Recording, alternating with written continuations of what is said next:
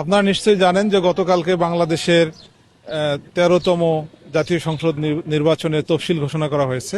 ঘোষিত তফসিল অনুযায়ী ৪৮ ঘন্টার মধ্যে বাংলাদেশ নির্বাচন কমিশন সকল ধরনের প্রচার মেটেরিয়ালস, ব্যানার, ফেস্টুন এবং অন্যান্য প্রচার মেটেরিয়ালস যেগুলো আছে সেগুলো নামানোর জন্য নির্দেশ দিয়েছেন। আমরা বাংলাদেশ জামায়াতে ইসলামী যেহেতু একটা আইন মান্যকারী সংগঠন হিসেবে আমাদেরকে আমরা মনে করি এবং এই নির্বাচনী যে বিধি এটাকে কমপ্লাই করে আমরা আজকে থেকে সকল ব্যানার এবং ফেস্টুন আমরা নামানো শুরু করেছি। আমার বিশ্বাস আমার যারা বন্ধু আছেন, কলিগ আছেন, শুভাকাঙ্ক্ষী আছেন, ভলান্টিয়ার আছেন, গোটা উলিপুরের যত জায়গায় আমরা পোস্টার লাগিয়েছি, বিলবোর্ড লাগিয়েছি, ফেস্টুন লাগিয়েছি, আপনারা সকলে এগুলো নামিয়ে ফেলবেন।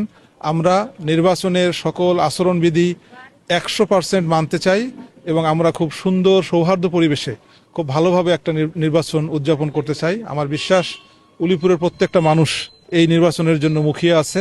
আমরা আগামী ১২ ফেব্রুয়ারি নির্বাচনের সব ধরনের প্রস্তুতি নিব, সবার বাসায় যাব এবং সকলে মিলে খুব উৎসবপূর্ণ পরিবেশে আমরা ১২ ফেব্রুয়ারি একটা নির্বাচন করব। সকলকে ধন্যবাদ।